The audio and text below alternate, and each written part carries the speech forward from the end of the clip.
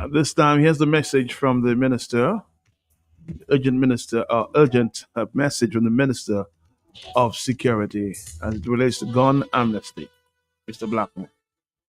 Prime Minister made at a press conference, which was held on the 14th day of July 2025. I want to inform the general public that there shall be another gun amnesty program offered to the citizens of the Commonwealth of Dominica. Over the past week, we have seen two shooting incidents involving the use of illegal firearms that have left one person dead and three others injured. The government, therefore, does not wish for this to escalate into a national crisis. So this has led the government to renew its pledge to ensure the safety and security of its citizens and to adopt an even more comprehensive and aggressive campaign to rid the streets of illegal firearms. The government is once again offering an amnesty program with a period extending from the 17th day of July 2025 to the 16th day of August 2025. You may recall that a similar program was offered in the year 2007 and again on the 1st of October to the 31st of October 2023. This program will allow members of the public who have illegal firearms in their possession to turn them in without any fear of being prosecuted. Therefore, if you're in possession of illegal firearms or ammunition, or perhaps an innocent custodian of weapons or ammunition, and possibly even unsure as to its legal status, but too frightened to do anything about it, now is the time to come forward. Now is the time to do something about it and to surrender them to the police. In regards as to where the illegal firearms and ammunition are to be surrendered, they can be surrendered at any police station, anywhere on island, and they must be properly concealed and packaged. If you are afraid to surrender them yourself, take them to a trusted person in your neighborhood, like a pastor, a justice of the peace, a lawyer, or anyone who you think will indeed surrender them on your behalf. The fight against illegal firearms and the use of firearms to cause harm and to bring death to others is not one that can be fought by the authorities alone. Your government and the police will remain vigilant and will do everything possible and innovative to curtail and to discourage the use of illegal firearms. Our effort shall be all-encompassing to fight this evil in our beautiful country. The Firearms Act and all other related legislation will be reviewed and strengthened.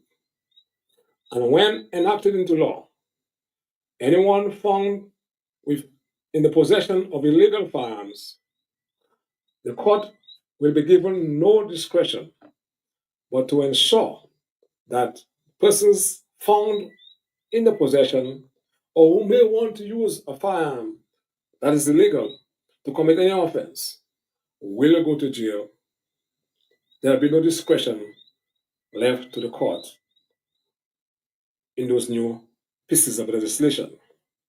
I also want to take this opportunity to repeat the declaration made by our Prime Minister that anyone who gives information leading to the retrieval of firearms will receive a reward of $1,000 per firearm. I want to assure the public that there will be an intense crackdown on illegal firearms in the Commonwealth of Dominica. I ask the public to join us in saying no to gun violence and join us, join the police, join the law-abiding citizens in ridding our streets of illegal firearms and taking all necessary steps to reform the minds of people who believe that violence is the answer to our problems, especially our young men. I want to thank the members of the public for the cooperation and support thus far. Yesterday, morning, that's Tuesday, 2 fully functional pistols were surrendered to the police along with 25 rounds of ammunition. Thank you very much. I call on others to follow that example. The government will continue to provide all the necessary tools and equipment to the police to better enable them to fight against crime and violence on the whole. Together, let us join hands to say no to gun violence in our beautiful country. Kitemo di kesho ya Creole. Mokamade tout moun ki ni fizil an legal pou mene yo pou polis la. So fè sa, polis peke awete ou, eve mene ou devan la loi. Me sou chebe fizi a, le nou pase, loi la ki nlef. Si polis awete ou ke ale la jol pou yon lontan. Thank you very much. Minister of Security, an amnesty, gun amnesty for another month, huh? From tomorrow the 17th, same time next month. If you have any illegal firearm, ammunition, please turn them in. That's the message there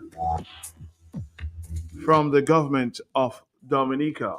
Yes. When a people's back is against the wall and they have limited options, whatever direction they take, and they get seasoned in that direction, it may just be too late for them to return. Where was that initiative after the amnesty they had in 2023 or 2022? To go to parliament after that amnesty. In fact, you remember they extended the amnesty. Okay, if I remember well, they extended it. What result did you get? 2 months ago or a month ago, someone was caught with a firearm, pleaded guilty. You know what the court said? First time offender, he cooperated with the law. You see, if people cooperate with the law when there's an amnesty, is by bringing in those firearms.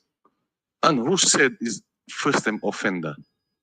Maybe that's the first time you actually catch the person and you have evidence to go to court. But that doesn't mean all the time the person was not there committing crime. Offenses will not be committed all the time. They will not be in court. So it's not the first time the offender or the person maybe commit a crime. Through the court system is the first time. So where was the foresight to remove all these privileges from magistrates and from the court system after the first amnesty? People have been lamenting for those changes for a long time. As far as I'm concerned, the importation of illegal firearms and possession of illegal firearms, that is an act of terror. We do not need anybody's $15,000 or $9,000 in treasury. We can do better than that to get money. We have agriculture. We have all ways to make money for the country. This, as far as I'm concerned, the 2 last convictions we had at the court, these 2 men should be in jail serving a 30-year sentence, all now so. A 30 years sentence, all now so. And I will repeat, a 30 years sentence, all now so. That's what they should be facing all now. Not $15,000 and $9,000 saying about first time offender and cooperate with the law, with the court and nonsense. My main concern is that the country is too reactive. My leaders, you all wait too late when things are escalating or have escalated to do what was supposed to have been done years and years before. I mean, you all are intelligent, man. You all are professionals. This is serious business. People's security and saving lives and preserving lives is serious business to the national development of any country. Be more proactive. No, No, we're talking about firearm and crime and these other things. The other ministers, education, agriculture, here and there, take note. Be proactive from this moment on. Do not allow certain things to escalate before you start to speak and take certain action. If you have to put stringent measures in place, put it in place now. Do not wait when things escalate. Please. So go back to all your respective drawing boards and look at little flaws here and there and change certain aspects of operation and certain laws. Do it now before things get out of hand in another department. Please.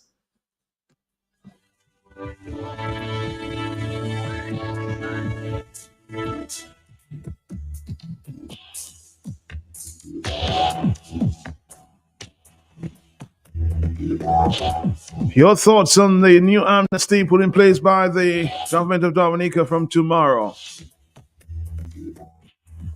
until same time next month? Hello, talk to me. Yes. Good morning, Matt. How are you? Morning to you, sir. How you doing? Great. It's a very interesting observation and conversation we're having. I like the pronouncement of your last voice note, where the caller particularly said that we do a knee-jerk reaction to things and we wait for things to escalate before we take action, which is very much the case in Dominica.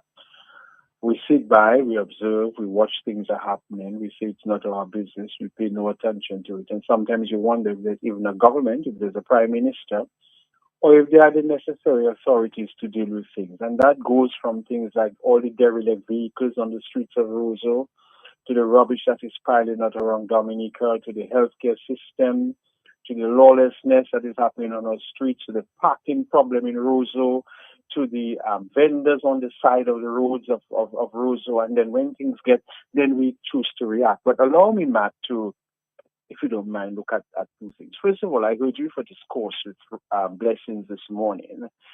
And I have found that a lot of people have reacted to two things. The tinted windows issue, which to my mind is very trivial when you look from a point of view of wanting to solve crime. And secondly, the presence of cameras. Let me deal with the presence of cameras first. I heard you challenging Blessings about whether that's a good idea or not. But the only way we can determine is if it's a good idea or not is if we have the empirical evidence, if we have the data to prove that security cameras are in fact a deterrent to crime. Yes, it's a wonderful idea, but we mustn't be always swayed by the emotive, how you call it now, bright, sparkling pronouncements by the Prime Minister in response to things. Sometimes we get carried away by these innovative, emotive, unthought of suggestions and think that they are bright ideas that will spark some kind of solution to the problem. Too often, I think after 25 years, we need to go beyond this halo complex of this bright smiles and lovely words and go into the depth of things as to when the Prime Minister speaks, or government ministers for that matter. Okay, because we're talking about an issue of safety of citizens and national security. And as far as the safety of citizens and national security is concerned, this has been an ongoing problem for years. And I'm sure, again, sometime 6 months down the road or a year down the road, you will come in again, because over the past 20 years, every time something happens, it comes up on a talk show. Let us deal with the CCTV issues first and the empirical data. How does one determine that it's a bright idea? If one looks at the issue of the use of surveillance cameras as they are used around the world for security, let us look at some countries like the United States, for instance, or China. And the question we have to ask is, there is nowhere in the world where it has more security cameras to deter crime, and which is the leading country of crime in the world, but the United States. Okay, China has over 200 million, data will show, security cameras to monitor people. Okay, and in Germany has over 50 million cameras to monitor people. Japan has 5 million. Vietnam has 2.6 million. France has 1.65. Korea has 1.3 million. Netherlands has 1 million. The question is the data and the evidence showing that with the presence of security cameras, there's a deterrent in crime in the country? The Prime Minister, in his articulations, in response to gun violence, and I have an issue with the press conference. In the United States, there are 15.28 security cameras for every 100 individuals. In China, there are 14.36 security cameras for everyone. In the United Kingdom, there are 7.5. So again, the question is, does security cameras deter crime? What are security cameras used for in various countries? And we know in China that it is to have strong surveillance on the citizenry, not necessarily to deter crime, because crime in China is relative. If you criticize the president of China, you go to jail. If you do something that even spit on the street sometimes, something is wrong with you, you go to. So the surveillance of security cameras in China is not necessarily for security of the citizenry or the state, but to protect the government.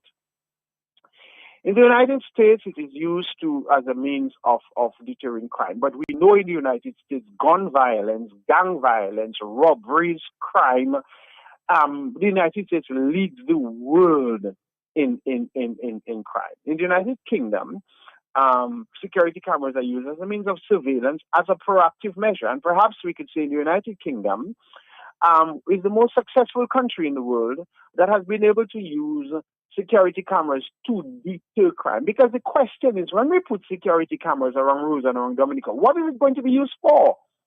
We have to still be able to put at the forefront of the debate the privacy of the average citizen. Are people's lives going to be such that every little thing they do will be documented? Because let us not be naive. We know the government we have in power. We know the police force we have in power. Even before this mention of security cameras, they have been sending people to China to surveillance. Every little thing the opposition in Dominica whispers they know. So how is that they don't know about the crime that is happening in Dominica? How is that the police force are going and listening to Mr. Blackman, all his petty,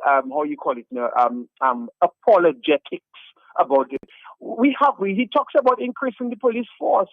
Okay, we have SSU around with army fatigue as if Dominica is Vietnam. Or everywhere you walk around Dominica, there are policemen in army fatigue and black combat uniforms, making us believe that we are under duress or we are under some kind of state of emergency. What is that for? Isn't that surveillance? What are they doing? Spying on Dominicans to listen to hear who is opposing the government or not? If the police force in Dominica were doing their job by the proper community policing, by the necessary investigations of crime, by following up on reports, and by not having what one considers the most corrupt police institution in perhaps the Caribbean today, right? How is that? So let me just ask a question, Simeon. So you think, just a thought there. So you're suggesting, Simeon, that the president's cameras is not to deter, but possibly to spy. That's what I'm getting. I'm not saying that. I am saying, empirically speaking, okay, it doesn't necessarily deter crime. What makes one think that if somebody is going to commit a crime in the press, they're going to do it in full throat of security cameras? And I'm saying there needs to be that level of distrust in the current government and police we have, that it will not only be used to deter crime, because what I'm saying, there are mechanisms already in place. There's a large police force. We have, as I said, there are policemen in army fatigue. There are policemen going around in plain clothes, spying on people when they're criticizing the government. If the police was really doing their job and being proactive, doesn't every Dominican see the level of gang activity around Roseau? Doesn't any Dominican or policeman driving around see the number of young people who are just bastardizing our society on the presence of Roseau? Haven't the police been driving around and see all the level of illicit activity that is happening around Roseau? How many times policemen pass by and you hear all this kind of disorder that is happening in Dominica? What are they doing about it? We don't need security. Any Dominican with 20/20 vision, without a glasses or even with a glasses on their face, are able to see what is happening around the country. But somebody's suggesting here, and that may be a very good point. We must have a surveillance law or laws to facilitate these things. So we don't have any laws to facilitate these things. But precisely, when you look at places like Brazil, which and that have so much security, so we have to have that debate in balanced view. My issue with the press conference is when I listened to the Prime Minister, he began by saying over the past 2 days, there have been brazen acts of restless violence. Is it only over the past 2 days? Again, because foreigners were attacked? What about all the Dominicans who have been shot? We have had drive-by shooting of Dominicans for 10, 15 years. There's never been alarm. I am concerned that this press conference was only held because it happened to have been attack on foreigners. When there are average, ordinary Dominican citizens who have been under attack for the past 15, 20 years without that necessary hype about alarm. And so, is the concern only for foreigners, or is it for the national safety and security of Dominicans? If I am to quote several statements by the Prime Minister, his statement, he said, troubling acts of gun violence in Dominica. Is that new? He said we will not tolerate lawlessness, but they have been tolerating lawlessness in the country for years. All these bikers around Dominica and the disorder on the street, all these guys driving Dominica on their motorbikes, harassing drivers on the road. All the citizens and these young men in Dominica who have been lawless, even within this very government of Dominica and among the ministers of Dominica and by ordinary people and supporters of the party who have been lawless. And we're talking about he will not allow our communities to be destabilized. Our communities have been destabilized for months and years. And people's lives, he talked about endangered lives. Lives have been endangered by the very fact of how people behave on the streets of Dominica and undermining national security. Who has undermined national security more than all the ministers and government in power today who have allowed certain people and criminals to go scot-free? You know, and our lawyers and our policemen and our magistracy, okay? And we have to be honest. And when we're talking, the Prime Minister is talking about assessing the situation and review, okay? And the plans of the police, not you know, I listen to the statements being made. And the question is, we have to be honest with ourselves. We have to be honest when we speak about national issues of national security. We have to take an inward look, and the government must ask itself, to what extent has it been blinded?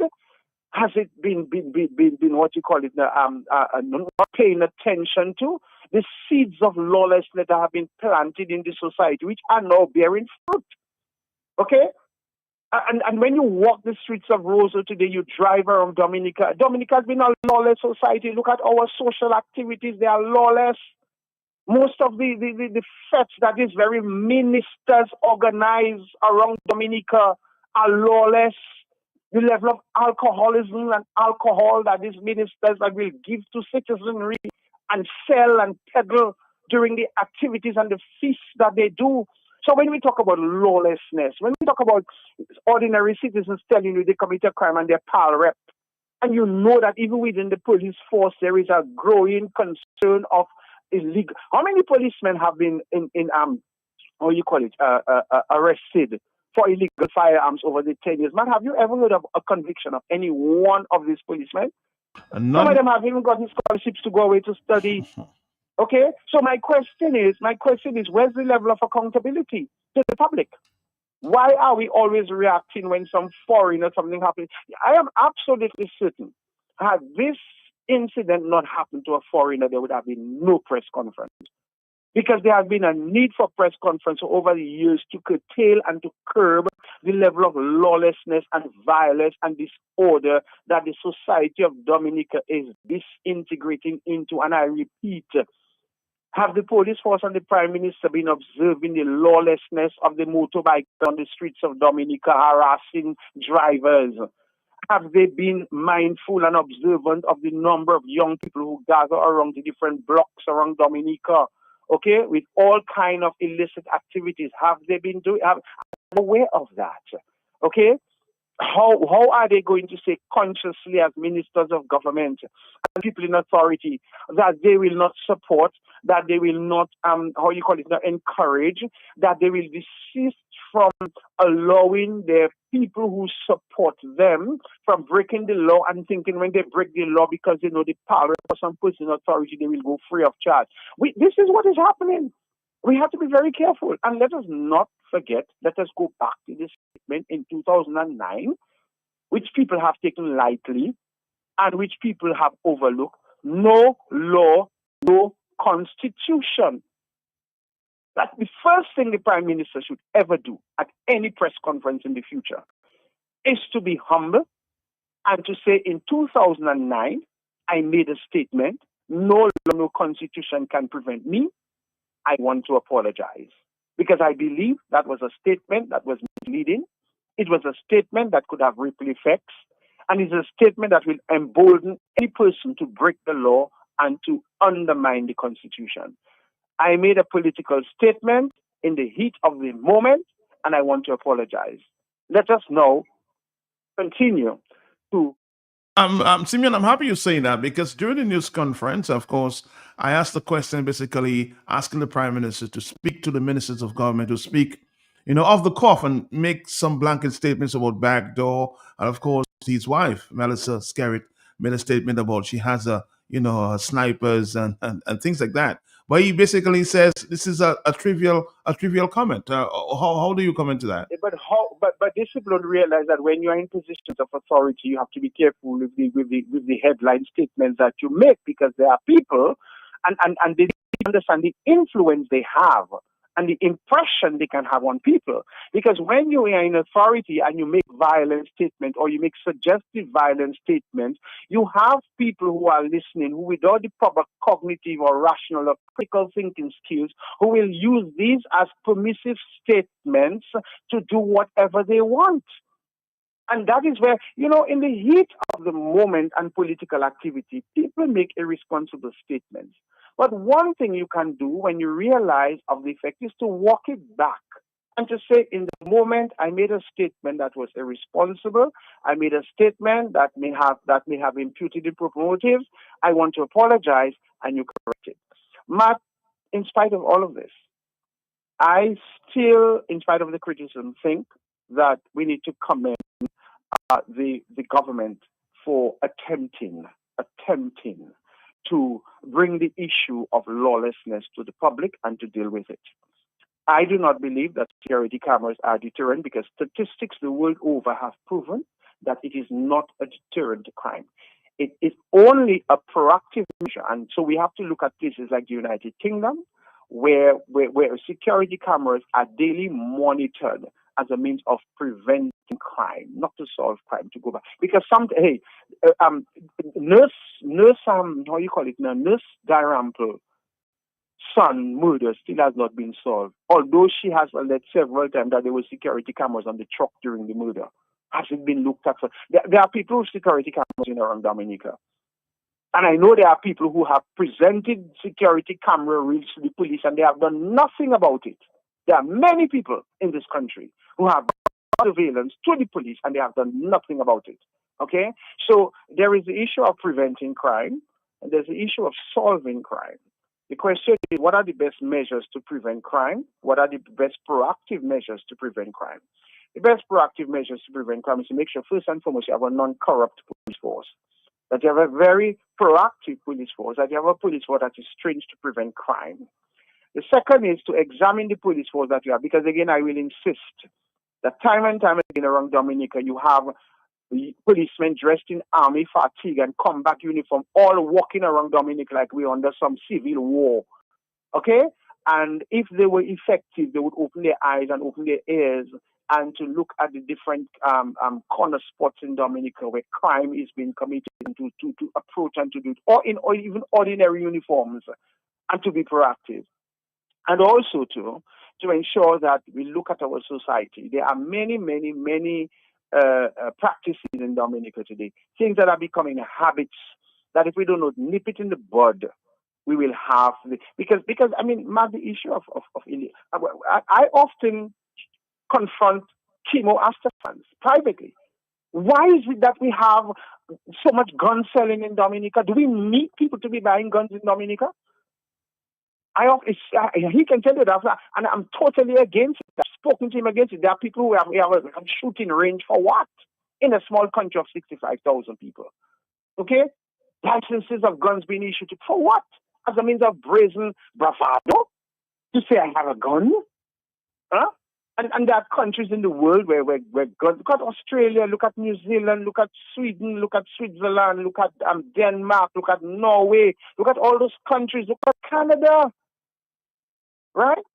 That are relatively peaceful countries without all this. Do you know Jamaica has CCTV almost everywhere? Downtown Jamaica is a war zone. Okay? Some of the most crime-infested cities of the United States, like New York, Atlanta, Washington, D.C., San Diego, San Francisco, Boston, Philadelphia, Miami, Dallas, all of these people have a place to have security cameras all over. In the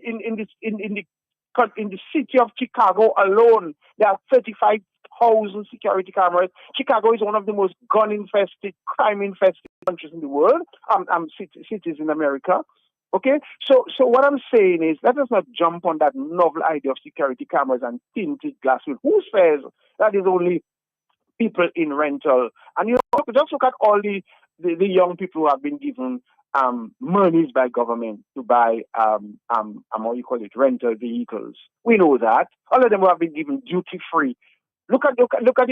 While the government has of course to empower people to provide them with a means of entrepreneurship and employment. Look at who they have given the duty-free vehicles to all have rental vehicles. What standards they will put in place? First of all, they need to go back, go into the House of Assembly, put in place some laws and regulations for rentals before you can even do that, because rentals are being rented to all kinds of people for all sorts of things.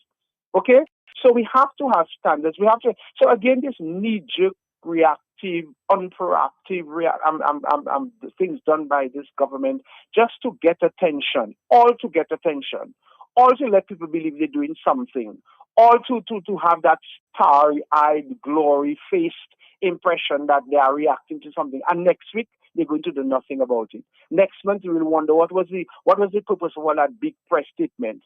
And tomorrow what they're going to do? They're going to go back to anybody who criticizes the government, spy on them, follow them around Roseau, listen to their phone. They have vehicles all around Dominica listening to people, sending policemen to China to spy on Dominicans. We know there's NGIC, which listens to, and those kind of things. We know that there's spying happening in Dominica on average, because they can spy on opposition members. Okay? They know who the criminals are. Spy on them as well. Okay? And if they really want to be serious about solving crime, they will put their money where their mouth is, apart from just... And then when they go and have the security cameras, who's going to monitor it? When you monitor it, what procedures and protocols you're going to put in place to determine what are the actions and what you see on the camera that can be deterred? You know, Matt, it's a known fact that once you don't support this government in Dominica, you are heavily surveyed, you are spied upon, you are listened to. Every laborite knows you. You don't support the government, policemen walk around the street with their face hard looking at you. You go to social functions and permanent secretaries and government people watching you, caught eyes. Okay? You go around and ministers will not tell you good morning because you're not talking to the government. They know everybody who's not supporting them. So the grocery shops and the businessmen and the people who don't support them, the network is so entrenched within the Labour Party and this Labour Party government to be able to know everybody that is not supporting them, to victimize them, to give them a hard face, to alienate them, to give them a hard time. They will not get a loan. Their children will not get scholarship. They know everything. The spying system in the Labour Party framework is so strong that they know. You tell them use the same energy and methodology to go and look for the criminals in Dominica. All right. Thank you very much. Thank you. Of course,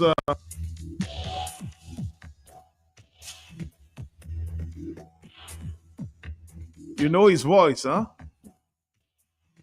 No nonsense social commentator there. And we will admit that security cameras can help prevent crime. They act as deterrent, making potential offenders think twice before committing a crime. And they can also aid in detection, investigation, and prosecution of criminals.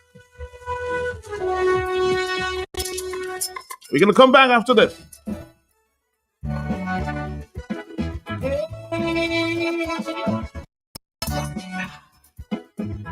Back to you on the telephone. Are you there, caller? Yes. Hello. Hello. Mr. President. I'm here, sir. Viva Mr. Joseph. Viva Mr. Joseph. Viva Matt. And that is what I was saying, you know. How calculated they're going to be in installing those cameras. Maybe they want to take down Matt. All of a sudden, the surveillance camera pick up in a compromising private situation. And all of a sudden, they put in Matt in trouble. They share it with their friends because these guys are unethical. And the brother said how entrenched the spy network is to conclude who is supporting and who is not supporting them, to victimize them, to brutalize them, to abuse them. So that is what I am saying, you know. I may not be able to articulate like the brother can, and he did. And Blackmore, if it's me you're referring to, you see why all you should employ him? Not to put him in an office, because I don't trust you. Let him work from his home. Not listen to the suggestions, the observations, the in-depth in his critique, not criticizing government. And Matt, I do not believe that was just a political pick-on. It was calculated based on the affiliate. Don't you heard guilty by association? I've heard that many times, huh? Yeah. So if I'm riding on a bus, Matt, I might be innocent.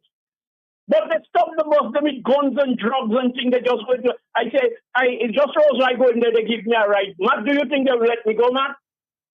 Who will no. Go ahead. So I am saying, when Melissa said about Navy SEALs and snipers, that was calculated. What they want to do, Matt, and as they have done, is to terrorize the people of Dominica, and Matt has said it. In conclusion, Matt, if you want a peaceful society where people can trust the police, Matt, you come in a community, each of us have a nasty assault rifle and military fatigue. Matt, you can come in the community, there is a bus, or you come on a van. There is an assault rifle in the van. One guy might be standing in close proximity to the vehicle. And even in case they come under fire, which it never happened, Matt. And they still come in. And then if anything, or you can come and show all yourself. But come in some police clothes. We are not at war with the police. The police is at war with Dominicans, used by the Chinese and scary. Not remember after Maria what we get, instead of ambulances, we get armored vehicles that look like some stupid, ugly thing China did not want. All right, I'll tell you what. Because of the amount of calls coming in, blessings. Thank you though. As I said there, following Simeon's statement, or the caller's statement, if you will, cameras can act as deterrent, making potential offenders think twice before committing a crime. And they can also aid in detection, investigation, and prosecution of criminals as well. So they're all bad, you know? 4493095. Hello, talk to me on the telephone, yes? Matt, I have my doctor, but that program, like you'll have to repeat that on Thursday, Friday again.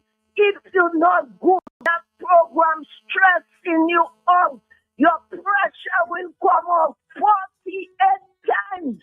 I'm trying to get hold. And boy, Matthew had a caller before Simeon, like a voice with a gentleman, or you call it voice what? A voice note, a voice note. Yeah, voice note. Thank you. Matt, play that voice note again for me, because that gentleman hit the hammer right on the head. It's like he educates the massive. Matt, I want to tell you, I not for long. God bless you, Matt. Matt, have that program for the 2 days, first day and Friday. It's an open line today. But that program you cannot get through, my boy.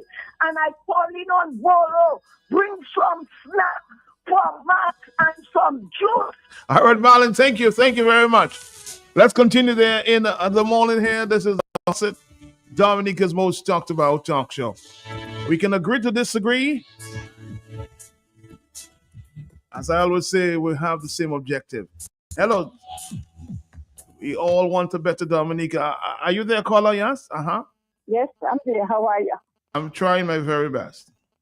Good. This is Leandro from Marigat. Yes, Leandro, you've been trying to get in for a few days. And I've been trying to get into for how much days now, but I'm there now. I want to ask the health minister. I had to rush my child to the hospital on Saturday. And I live on top of the airport. I live up there at Lions, okay? I had to get him up to call the ambulance. Yes. Well, we had to try to get him out there, and it took us forever. The ambulance come and try to meet us halfway. But it was the condition of the ambulance, okay? Condition. A mother had to roll up her child in an ambulance without a railing, without a mattress on the bed, without a bedpan there for his vomit. She had to open her legs to catch him, like when she was still making him. She made him at 18 years to hold him up.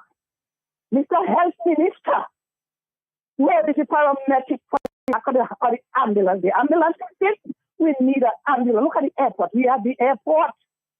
The coast of the airport. This is the international airport right now because that's where everybody comes.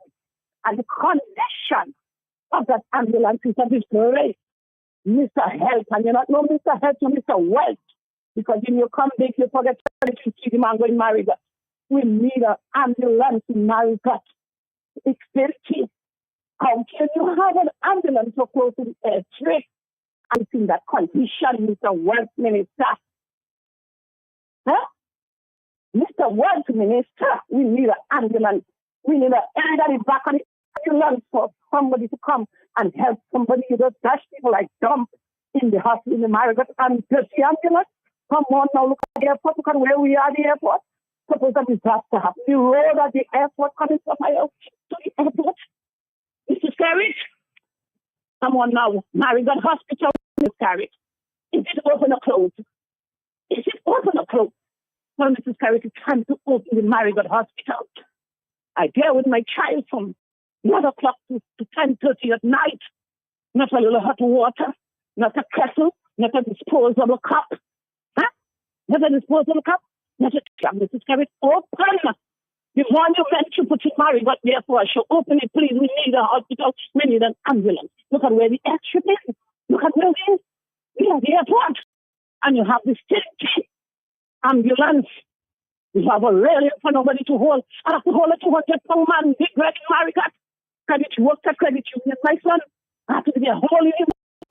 You know, to have a railing to carry. We need a Marigat ambulance and we need the Marigat hospital open. You have it there for sure. You have it there for sure, Mr. Open the hospital. And Mr. Wealth Minister, come and take a ride. I have an invitation for you. Come and take a ride in the ambulance. Come and take a ride.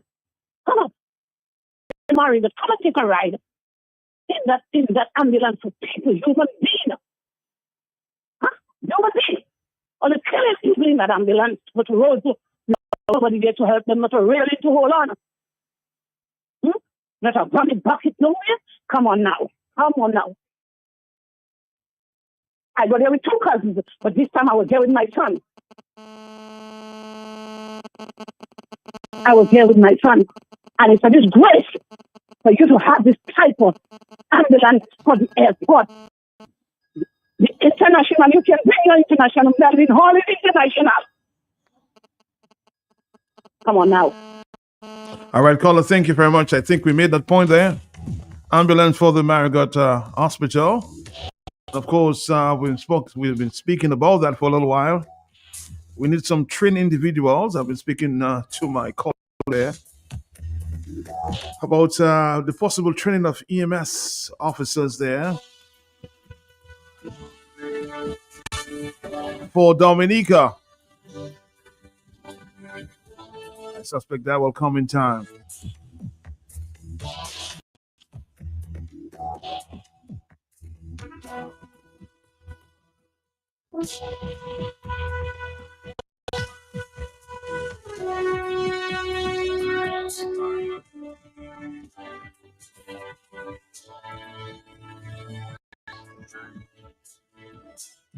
On the telephone, we have a few more minutes here. It's already 9:37. Talk to me on the telephone. Yes. Yeah, good morning, Mark. Morning to you, sir. I just want to add a little bit to some of the things that some of the callers said this morning. Okay. First and foremost, the security camera is not going to cut it. Security camera is going to catch people that, petty people. Thieves, you don't really catch thieves on security camera. Professionals. They're not going to come there openly. And first and foremost, most of them, they destroy the cameras before they even get there. You're not going to catch them.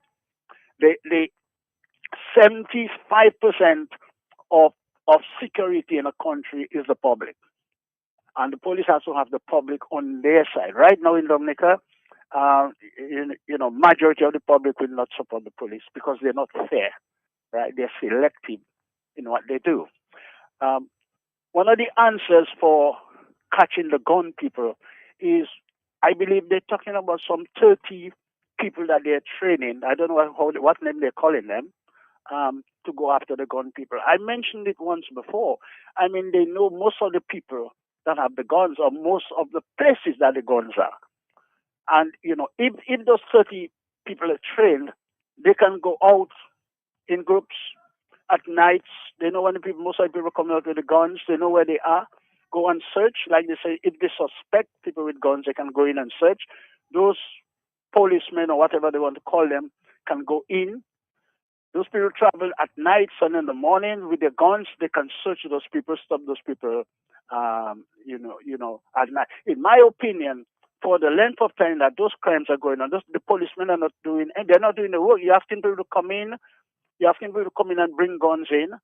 Criminals their guns in. You're asking people to tell you who have guns, and you're going to give them $1,000. As soon as you tell them, they're going to tell Tom, Dick, and Harry, and so the people are scared, right? So really, you need to have a committee of the public with about 2 or 3 policemen on it. It's not a policeman thing per se.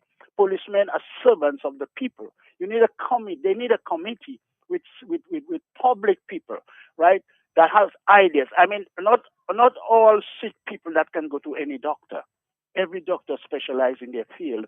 So is the public. There are public people that are more specialized or rather smarter in solving crime than some of the policemen. So if you just have policemen on there, really, most of them don't know what they're doing. They go after the wrong people. So you really need a committee of the public that will sit together with 1 or 2 policemen, right, and sort out those things. I mean, if you take neighborhood watch, for instance, I was in England. I was a member of neighborhood committee in London, and when I came over here, we introduced it. Wash your Douglas, Nurse Douglas, with 2 policemen on it. We brought the crime down to 33%. When Mr. Saint-Jean came to visit us twice, he could realize, right, how we managed to bring that down within a year. And he helped us with some of his books and some of his ideas. I mean, because the police are not the one who introduced it, they killed it. The two policemen we had on it was Inspector Burton and Sergeant Elise, two policemen. The rest of the other 7 people were civilians, right? Public people. Who is concerned? People are concerned, but they're scared. The police are selected who they go after, and the cameras are not going to catch people with guns. It's not going to happen. We need neighborhood watch first and foremost before community policing. Neighborhood watch is everybody. Everybody's business. You look after your people. You pull your window. You see that person coming. You neighborhood watch. You will see something. You have a special people to call and say, "Hey, I've seen this. That is the person. Oh, I heard that happened last time. That is the person I saw there. That was the head." And those people are special 1 or 2 people within the force that they can call and say, "This is what we should look at," etc., etc. But people are not going to come in nilly-willy. But I can talk about this for a number of hours, for many, many hours, right? Because I basically know quite a bit about that. But because of time, I will stop here. But the way the police are going about it, they've been trying for years, and they're selective, and they're not going to get it done. Community police is not going to work before neighborhood watch. You go neighborhood watch first, which includes everybody, and then community policing. It's like the old constable. Community policing is just nearly like a policeman, right? Neighborhood watch involves and includes everybody from school age to church people to the market people to everybody. That is also. But the cameras, I don't think they're putting the cameras there to catch the gun people, man. I think the cameras are there to catch, to spy on, in my opinion, people that are not supporting them. That is my opinion. I may be wrong. That's my opinion. Because that is the trend. Common events cast the shadow. We have seen it. If you're not supporting them, they just try to destroy you. That is not how it should be. And if we continue that way, the country is already 99% gone. 1 more percent, I don't know. I don't know what you can do with 1 more percent. But, it's better late than never. I think they have that committee. They have to select a committee of people that can sit and look at these things and put the ideas together. This is not a police thing. Security in a country is not a police thing. It's a community thing. We have 1 or 2 people. The majority of the people on that committee has to be public, civilians in the country. If it's a police thing, they're just going to think police. They're just going to think police. It's not going to work. So, Matt, I will stop here for now. All right, caller, thank you very much. Now, we're hearing from Mr. Blackmore. He says Dominica has the lowest incidence of gun violence in the sub-region. We have to stamp it out before it gets out of hand. But it is not helping for us folks in Dominica to put politics in everything. And at this point, I want to, of course, repeat the statement from Mr. Blackmore as it relates to the amnesty on guns that will start tomorrow. If you missed it, let's listen again for the second time. We need to get serious on this guns and crimes. The Prime Minister made at a press conference, which was held on the 14th day of July 2025. I want to inform the general public that there shall be another gun amnesty program offered to the citizens of the Commonwealth of Dominica. Over the past week, we have seen 2 shooting incidents involving the use of illegal firearms that have left 1 person dead and 3 others injured. The government, therefore, does not wish for this to escalate into a national crisis. So this has led the government to renew its pledge to ensure the safety and security of its citizens and to adopt an even more comprehensive and aggressive campaign to rid the streets of illegal firearms. The government is once again offering an amnesty program with a period extending from the 17th day of July 2025 to the 16th day of August 2025. You may recall that a similar program was offered in the year 2007 and again on the 1st of October to the 31st of October 2023. This program will allow members of the public who have illegal firearms in their possession to turn them in without any fear of being prosecuted. Therefore, if you are in possession of illegal firearms or ammunition, or perhaps an innocent custodian of weapons or ammunition, and possibly even unsure as to its legal status, but too frightened to do anything about it, Now is the time to come forward. Now is the time to do something about it and to surrender them to the police. In regards as to where the illegal firearms and ammunition are to be surrendered, they can be surrendered at any police station, anywhere on island, and they must be properly concealed and packaged. If you are afraid to surrender them yourself, take them to a trusted person in your neighborhood, like a pastor, a justice of the peace, a lawyer, or anyone who you think will indeed surrender them on your behalf. The fight against illegal firearms and the use of firearms to cause harm and to bring death to others is not one that can be fought by the authorities alone. Your government and the police will remain vigilant and will do everything possible and innovative to curtail and to discourage the use of illegal firearms. Our effort shall be all-encompassing to fight this evil in our beautiful country. The Firearms Act and all other related legislation will be reviewed and strengthened. And when enacted into law, anyone found in the possession of illegal firearms, the court will be given no discretion but to ensure that persons found in the possession or who may want to use a firearm that is illegal to commit any offense will go to jail. There will be no discretion left to the court in those new pieces of legislation. I also want to take this opportunity to repeat the declaration made by our Prime Minister that anyone who gives information leading to the retrieval of firearms will receive a reward of $1,000 per firearm. I want to assure the public that there will be an intense crackdown on illegal firearms in the Commonwealth of Dominica. I ask the public to join us in saying no to gun violence and join us, join the police, join the law-abiding citizens in ridding our streets of illegal firearms and taking all necessary steps to reform the minds of people who believe that violence is the answer to our problems, especially our young men. I want to thank the members of the public for the cooperation and support thus far. Yesterday morning, that's Tuesday, 2 fully functional pistols were surrendered to the police along with 25 rounds of ammunition.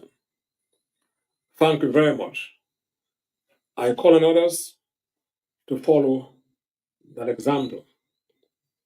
The government will continue to provide all the necessary tools and equipment to the police to better enable them to fight against crime and violence on the whole.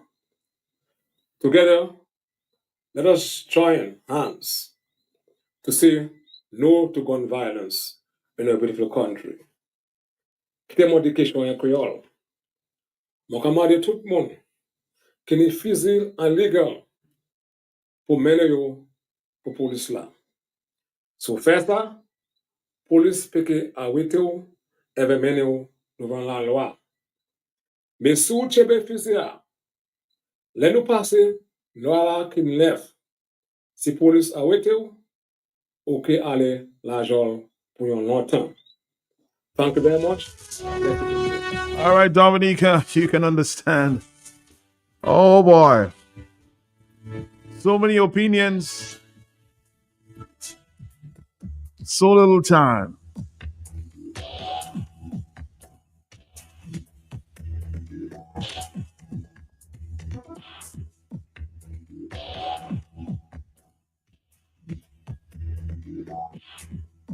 On the telephone, hello, talk to me, yes?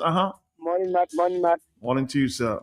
If I know anyone with a gun, I go say to the policeman, he goes to Peter Paul say that there'll be more graveyard. There'll be more grave to dig. That's all about it. All right, caller, thank you very much. 449-3095-96 and 97. We are slowly getting out of the program this morning. This is the Hot Seat, Dominica's most talked about talk show. A few other opinions sometime later. On the telephone, hello, talk to me, yes? Uh-huh. Yes, my brother, I'm going to speak to you. Mr. Blackmore, I hear you trying to say something there, but Mr. Blackmore, you must be careful with what you're saying, Mr. Blackmore. Because you're saying to bring in the guns, and the person that brings the gun, whatever, can get $1,000. But Mr. Blackmore, you're not saying that if they bring in the gun, or if when they are coming down to bring, because I can come out Portsmouth, and as I come on Portsmouth, I have my gun. Like this morning, I have my gun. But I looking to kill a man, Mr. Blackmore, because I have my gun. And you stop me now in St. Joe. And I tell you, Mr. Blackmore, I was just going to surrender my gun to exercise. Mr. Blackmore, you're not thinking, Mr. Blackmore. You're not thinking, Mr. Blackmore, he could have 3 guns. He started for 2. Then he get a 20. Then he say he want a 45. He have 3 guns now. And he bringing the 2 for you. But he still have the 2 other guns. Mr. Blackmore, be careful with the kind of statement you're making as a national. But he's basically saying if you know who has the guns, my brother, just bring them in. So you have 2, you have 3, or you have 4. Bring all of them in. That's what he's trying to suggest. Hello on the telephone. Yes, talk to me. Yes. Replay this program for the rest of the week. Okay, Marlon, thank you very much. Hello, we have heard that plea. Talk to me. Hello, yes? Are you there, caller? Yes, good morning to you. Yes, uh-huh. Yes, Matt. I was just telling Mr. Blackmore something. Let me speak to Mr. Blackmore, man, because that is a serious thing. That gun thing going on in the country now. It is not easy to stop, and it will never be easy to stop. You know how it's going to stop? It's going to stop by when Mr. Blackmore and the other ministers stop sending police to join police. That is how it's going to stop. And how it's going to stop, Mr. Scary, is when you stop taking the wrong pegs and put them in some other hole that they're supposed to come, and you put the right pegs in the right hole. We need Dr. McIntyre as a doctor. You understand? We don't need him like a check in the morning. Everybody know him as a doctor. So that is where the problem is. Wrong pegs in wrong holes. Paula, thank you very much. More telephone calls. It's the 9:53. 7 more minutes. Hello, yes, good morning. But as long as I know you're not the only one trying. Many calls. Go ahead, Blue. Yes. Good morning, Matt. Morning. All I was calling to say that, and I have a lot more to say, but I'll just shorten that. Matt, that amnesty thing, we have been hearing it for a long time. I don't know if you all can recall. A long time ago, Blackmore said anyone that was found with an illegal firearm would go to jail or pay a fine. But the man from Portsmouth at that same time, you can remember that gun business at Portsmouth, Matt? When the gun was delivered back to the owner of the gun, because he said he forgot to pay his license. Amen. That was there already. That if you have an illegal firearm, you will pay this and you will pay that. But his gun was given back to him in spite of what that was done with it. So that's when young people they getting now with guns. You know, according to who are the people, they will pay their 10,000 and 15,000 fine, and they will be busted. I just pay that, man, and that is what had happened. And that amnesty was a long time ago that people will go to jail for that. But some people will go to jail according to who they get with it, and who some of them will not go to jail because of their family ties and background. But have a blessed day. Next time. Have a blessed day. I know. Everybody's trying to give an opinion here this morning. Let's see WhatsApp message here. Matt, what about the Dominican-born criminologist? We spoke to him yesterday, Dr. Peter St. Jean. Has he been consulted? He promoted community policing and evidence-based crime fighting via the leadership of the Dominica Academy of Arts and Sciences, and the government attached the academy and they ran away with our own people and call us traitors. No, see where we are. 449, a member of the Academy of Sciences, 449 3095 96 and 97. We're going to wrap it up here in a few minutes. And of course, call it a day. You'll hear more from some other voices at the 1 o'clock hour. And we have an interesting statement there from Mr. Scarrett, of course, and Mr. Thompson is standing by to respond, and that's maybe a little later in the afternoon. But we have a packed program placed for the afternoon, so let's find out more. Hello, talk to me. Yes. Hey, Mato, good morning. Good morning to you. Yes. Yeah, how you do? How you do? I'm here, man. I'm here. Mato, the suggestion of pastor and priest are taken into consideration when I listen to Blackmore, and they're very, very interesting. When people in the public suggest good things like that, and they have been taken into consideration, so you can make your firearm available to a pastor with confidence, and that is good. But Mato, I have to be short, but I have been listening to you, and I want to say this to you. Take a minute and say this to you. When it comes to the level of journalism, you have been admired. And I want you to continue the good work that you have been doing. I don't want to be saying to people, Matt is good and Matt is good. I want to say that to you in person. Keep up the good work that you have been doing, and the level of journalism. Because you have been accused of being supporting this and supporting that. And I've been listening to you. You've been fair and balanced. And when you have a journalist being fair and balanced, trust me, he will be seen as a good person. So you are a good person. And in the level of journalism, there in Dominica, if not the best, you will not be second there. So thank you very much for the good work. There is a few issues I want to touch on, but in the interest of time, yeah, I wanted to take that minute to thank you instead of talking about those issues. Later on, I will give you a call when the time is right, Mato. Thank you very much, and keep up the good work. Right, thank you very much, sir. It's just about 2 minutes to the hour of 9 o'clock, of 10 o'clock. Now, as I said, there's I heard Mr. Scarrett criticizing some two-pillar programs or project there from the minister, from the leader of the United Workers Party. We'll try to address that later. Of course, Mr. Thompson is standing by to speak to that. So that and more this afternoon at 1 o'clock. Of course, we need to hear both sides always of the story. Hello, talk to me. I think the Prime Minister criticizing two pillar projects there of Mr. Thompson Fontaine as he outlined the 10 pillar projects. And then we'll hear from Mr. Thompson Fontaine reacting sometime later. Hello, talk to me on the telephone. Are you there? 449 3095. They always say there's 1, 2, 3, 4, sometimes 5. Sides to sorry. Hello, talk to me. Yes? Are you there, caller? Hello? Nobody there. So we have a packed day ahead. Stick around, Dominica. Stick around.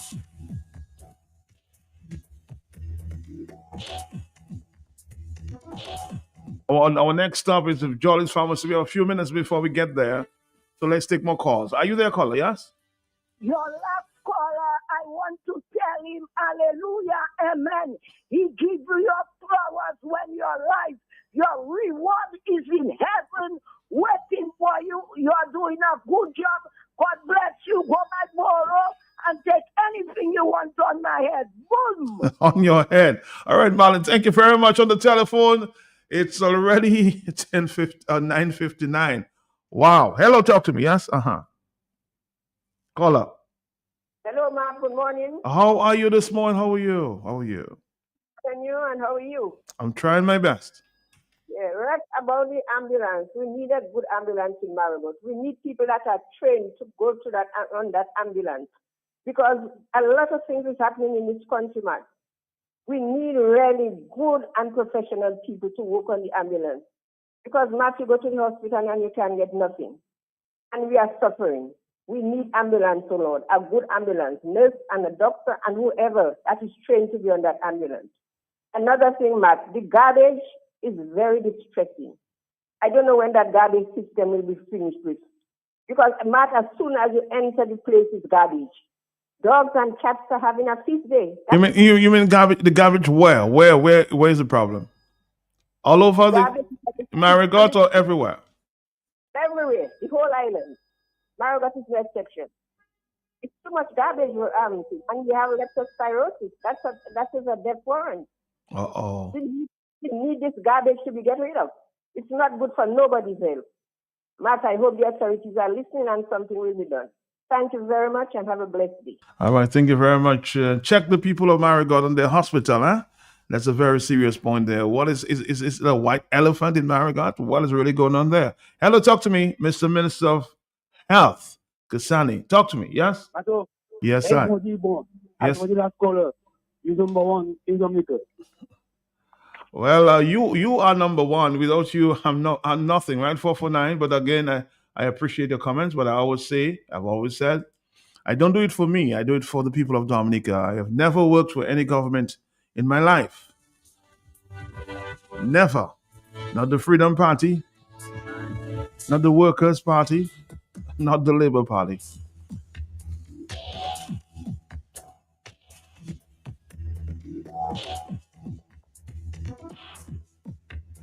And I've been criticized by every party. The Freedom Party, the Workers' Party, and more. The Labour Party.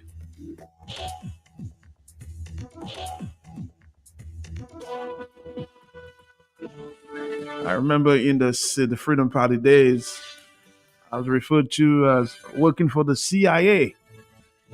In the workers' days, I was referred to as the third opposition.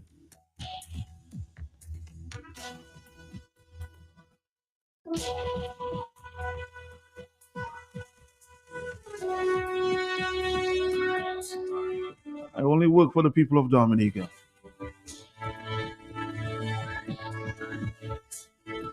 You will be criticized, and I expect that.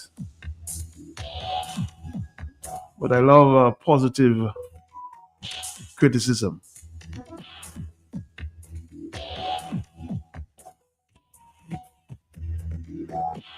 I try to tell all sides every time. You may not always agree. You might disagree. But my aim always is to work for the people of Dominica.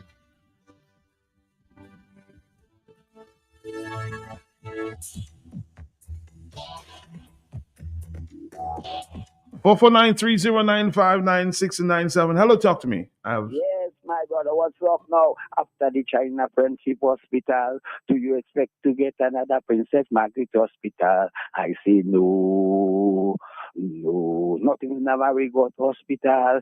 Everything done sell already. So if you want a Marigot Hospital, you better go to the Chinese right now. Where you have to pass to go to the hospital, it's already the Chinese road. I say no more hospital.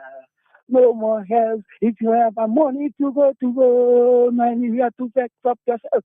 Go to hell. None of your damn business. Check out your own hospital. Mr. Scarrett, I tell you, please check the health, you know what I mean? Because we had Marigot Hospital and we had Princess Margaret Hospital. Now we have China Friendship Hospital. Do you expect to get a hospital? I say no, just go to China Friendship Hospital. Oh, before you reach to China Friendship Hospital, your head knock. Oh, you die already. So when they bring you down from Marigot, oh Lord, where they burying you? All right, caller. I'll tell you what. Calypso's may be coming up sooner. I'll sponsor you for the elimination, okay? Good morning to you, Matt Peltier, and to your listeners. Morning to you. Matt, I'd like to address something here for purposes of clarity, because I find too much seems to slip under the carpet.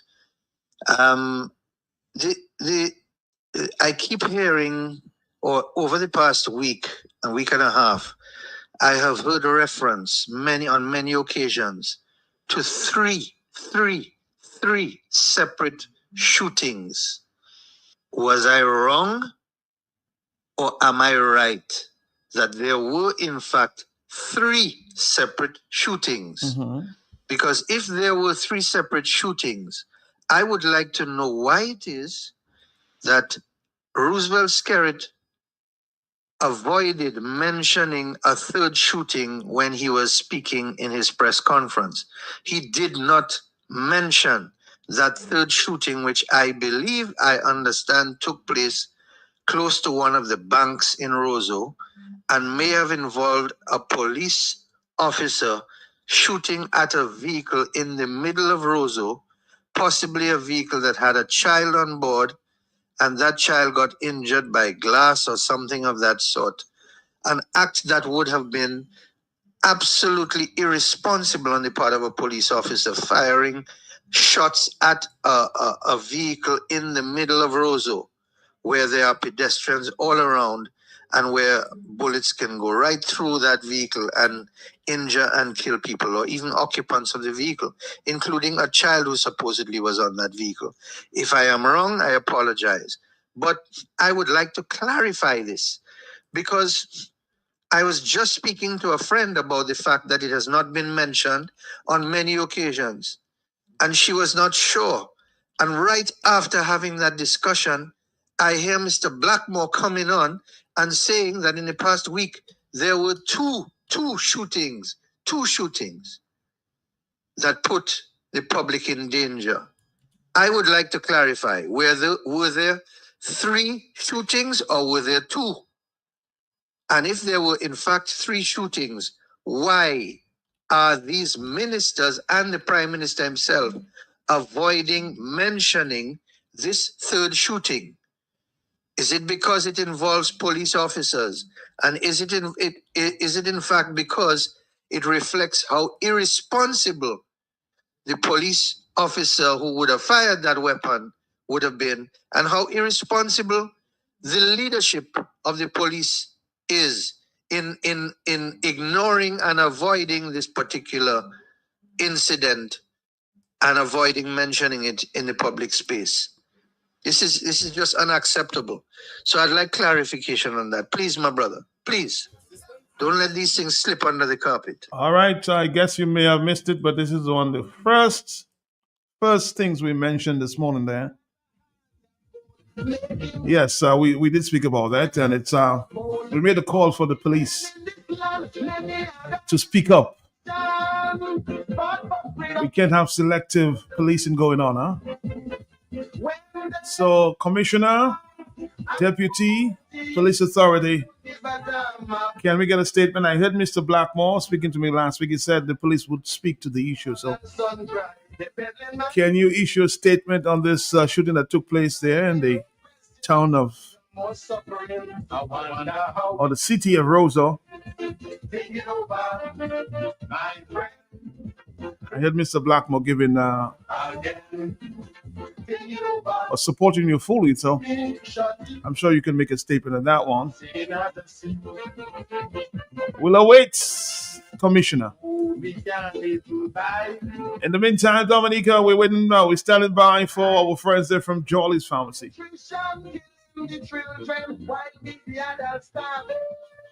Sit around and wait for Jolly's Pharmacy. Talk on the Block will come up at 1.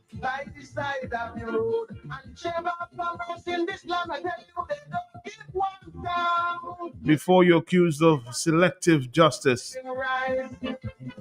police officers, you need to speak to issues affecting you as well, huh? They prostituting the island, milking the land dry, they making my people starve. We have just about 2 more minutes. Freedom or suffering, this thing just can't go on. My friend. Hello, talk to me. Yes,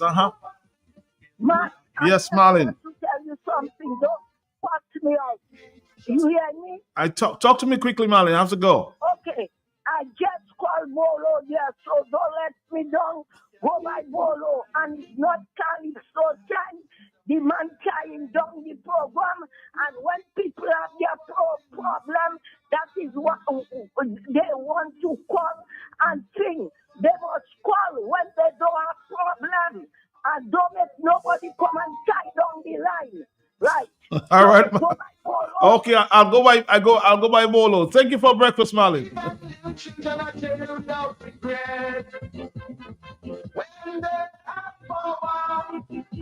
Authority, they don't give a damn about nobody.